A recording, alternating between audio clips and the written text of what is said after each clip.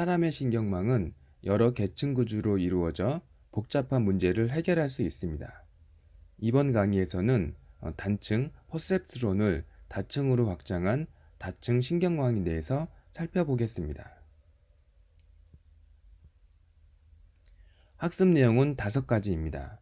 처음으로 입력층, 은닉층, 출력으로 이루어진 다층 신경망의 구조에 대해서 설명하고, 다층 구조에서 선형 활성화 함수를 사용했을 때의 문제점도 살펴봅니다. 그리고 비선형 분포를 모델링할 수 있는 비선형 활성화 함수도 알아보고, 다층 신경망을 경사광법으로 학습할 수 있는 방법을 설명하고, 마지막으로 다층 신경망을 텐서플로우를 사용해 어떻게 구현할 수 있는지 실습하도록 하겠습니다. 인간의 신경망은 뉴런들의 복잡한 구조로 이루어져 있습니다. 컴퓨터에 비해 연산 속도는 매우 느리지만 비교할 수 없을 만큼의 연결성과 대규모 병렬 처리라는 특성을 가지고 있습니다.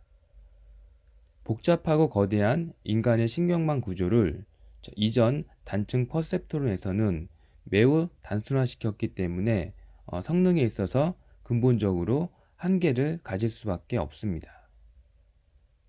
이번 강의에서는 조금 더 복잡한 형태의 신경망을 어떻게 구성할 수 있고, 이를 어떻게 학습시킬 수 있는지 알아보겠습니다.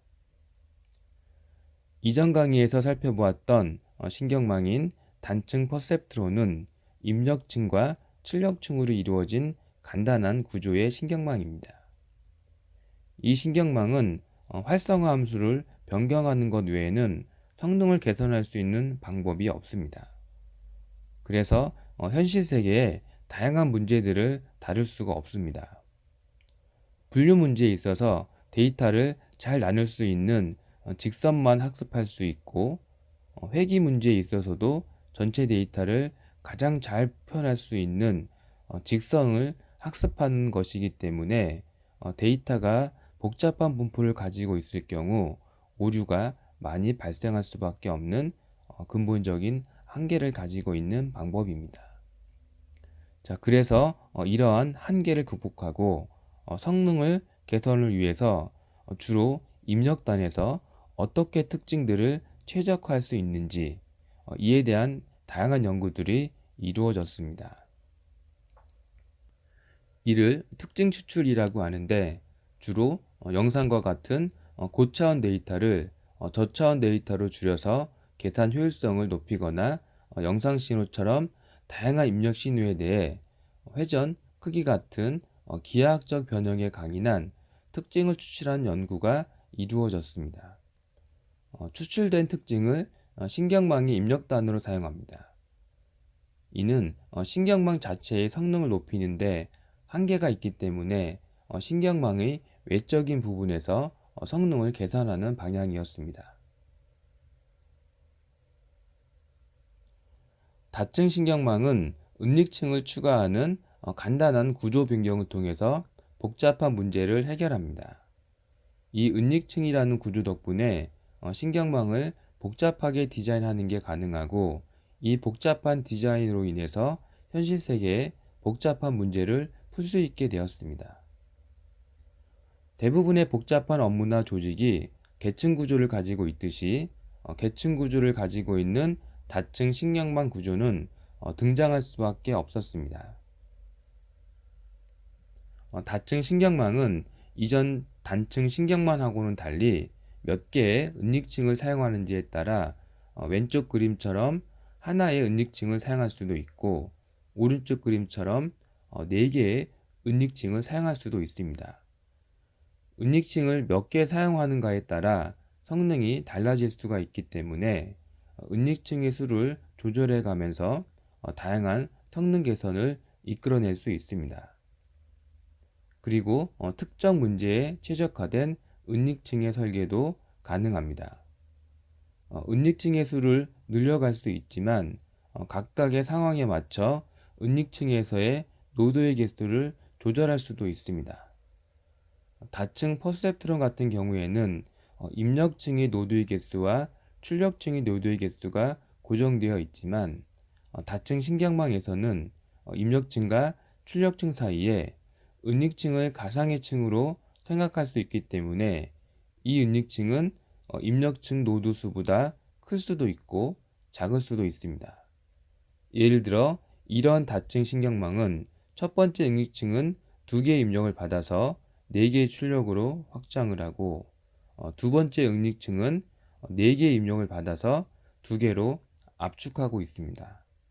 자, 이렇게 이전 층에서의 입력과 새로 출력할 신호의 개수를 조절해 가면서 학습 데이터의 특성을 학습할 수 있습니다. 다층 퍼셉트론은 은닉층의 수와 은닉층에서의 노드의 수를 조절해 가면서 성능 개선을 이끌어낼 수 있는 구조를 만들 수 있기 때문에 단층 퍼셉트론에 비해서 은닉층 도입 하나만으로도 다양한 문제에 최적화된 학습이 가능해졌습니다.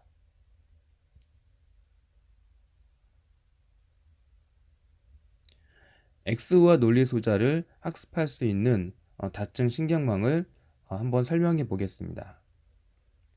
X1은 0, X2는 1일 때 출력 결과를 계산해 보겠습니다. 이 노드의 출력은 5 곱하기 0 플러스 5 곱하기 1 마이너스 8은 마이너스 3이 되고 마이너스 3은 0보다 작기 때문에 출력은 0이 됩니다. 이 노드의 출력은 마이너스 7 곱하기 0 플러스 마이너스 7 곱하기 1 플러스 3은 마이너스 4가 되고 마이너스 4는 0보다 작기 때문에 출력은 0이 됩니다.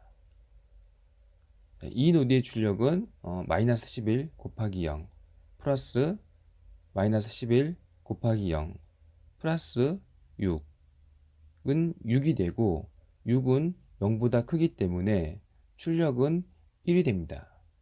따라서 입력이 0, 1일 때 출력은 1이 됩니다. 자, 이번에는 X1은 1, X2는 1일 때 출력 결과를 계산해 보겠습니다. 이 노드의 출력은 5 곱하기 1 플러스 5 곱하기 1 마이너스 8 2가 되고 2는 0보다 크기 때문에 출력은 1이 됩니다. 이 노드의 출력은 마이너스 7 곱하기 1 플러스 마이너스 1 곱하기 1 플러스 3 마이너스 11이 되고 마이너스 11은 0보다 작기 때문에 출력은 0이 됩니다.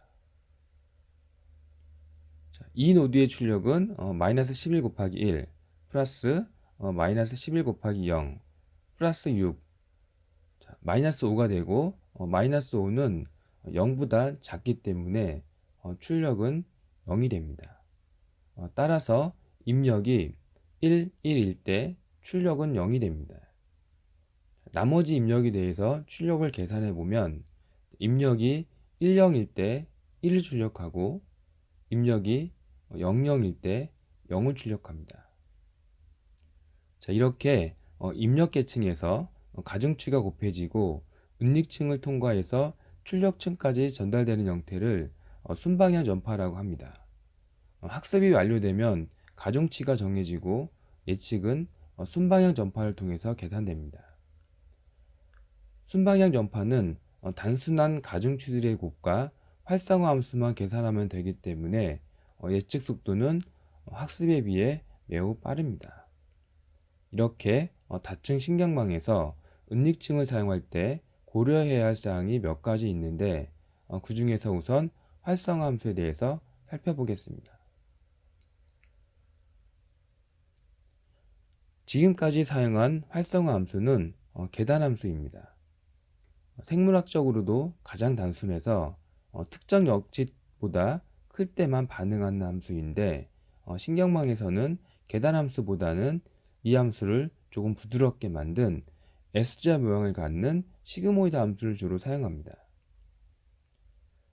이 시그모이드 함수를 사용함으로써 작은 값은 0으로 수렴하고 큰 값은 1로 수렴하기 때문에 출력 범위를 제한하는 장점이 있습니다. 또한 시그모이드 함수는 미분 함수가 존재하기 때문에 델타 x를 무한히 작게 해서 미분 값을 구하는 수치 해석적 방법을 사용할 필요가 없습니다. 따라서 좀 더 정확한 계산이 가능해지고 계산 복잡도 또한 낮출 수 있다는 장점이 있습니다. 다층 신경망에서는 이와 같이 비선형 함수만을 사용해야만 합니다. 이유는 선형 함수들을 사용해서 다층 신경망을 구성할 경우 단층 신경망으로도 계산할 수 있기 때문에 다층 신경망으로 구성한 의미가 없어집니다. 활성화 함수로 선형 함수를 사용하면 은닉층을 2개 사용하나 3개 사용하나 하나의 퍼셉트론으로 표현할 수 있습니다.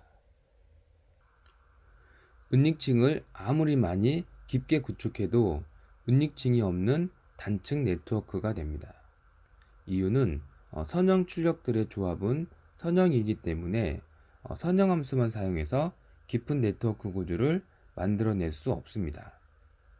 자, 그렇기 때문에 은닉층을 가지고 있는 다층 신경망에서는 활성화 함수가 반드시 비선형 함수를 사용해야만 다층 구조의 효과를 나타낼 수 있습니다.